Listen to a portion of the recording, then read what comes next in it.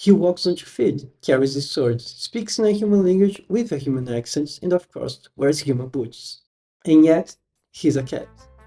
You see, Puss in Boots is an anthropomorphic animal, which are mostly animals that exist in a spectrum of whiming like nearly weirdly human forms. Those are your Brian Griffins, Nick Wildes, and Mickey Mouses. Anthropomorphic characters are not the same as humanoid characters. A humanoid character is a non-human entity with human form or characteristics I'm reading off the Wikipedia article. Humanoids are your Doctor Who's, Superman's, and Elon Musk's. None of them are human, but you'd be hard-pressed to prove it visually. There's obviously some overlap between humanoids and anthropology, but I'm too dumb to properly look into it. Donald Duck, Daffy Duck, and Mordecai are birds.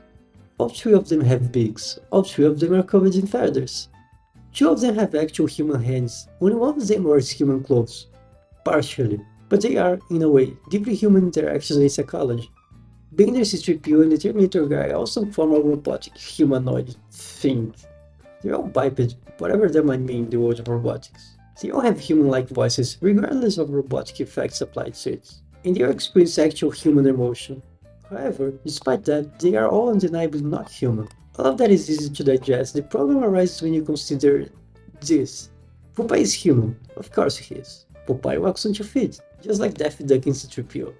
Popeye speaks in a human language with a human accent, just like Superman and Bender. Popeye wears sailor's clothes, a bit better than Donald Duck at the very least. Popeye even has something that resembles a human hand, just like Mordecai. And despite having the skull of a gorilla, Popeye is undeniably a human. Back to Puss in Boots, he exists perfectly in the middle of this weird spectrum of not human to human bullshit I laid out. Take out the tail and he's a cat. Take out the fur and he's a cat.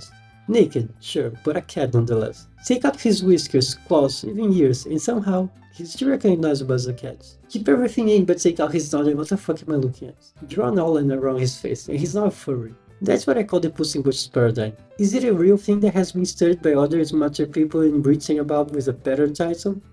Probably. Will I do my research and figure it out?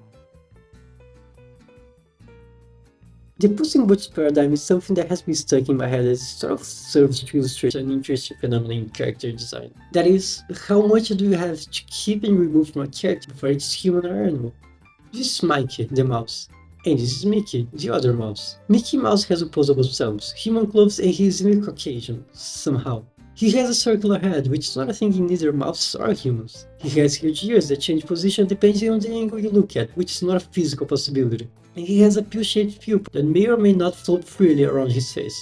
Mickey Mouse disrespects any and all forms of physiological stuff. He's also a mouse, as stated by his name. Unlike the Thing, which is not a thing, or Marley and Dory, who are not a Marley and a Dory. Goofy and Pluto I'd rather ignore. Scooby-Doo walks on 4 feet, unlike Scrappy-Doo, which walks on 2. Phineas and Ferb get an obligatory mention by simply existing. And Otis is an ox-cow hybrid, which is what every ox and cow genetically are, but he's a prince who makes a statement about it. And don't even get me started on Sonic the Hedgehog. Despite all that, all those characters are immediately recognizable as just what they are. There's a certain balance to keep in order for a character to look like what it is. Homer Simpson might be yellow, he might have eyes that stick out his face and touch each other. He might have his ear at the wrong spots. But despite having a nose pressed by his eyeballs and a beard that grows out of his lips, there is something deeply human about the way he looks. In its individual parts, all of these characters are messy and look nothing like anything at all. But when put together, despite making no sense, they all resemble exactly what they supposedly are. Drawings. The answer is not in the face, body, or actions, it's not in the individual parts of their designs or their real-life counterparts. It's in everything that surrounds them. Homer is human because that's what a human looks like in this universe. Mickey Mouse is a mouse because his name says he is. And Elon Musk is a thing because we allow him to. All these guys have precisely the right amount of human qualities, animal features, and weird little details to have them be what they are in the context of their universe. And that is the Puss in Boots paradigm.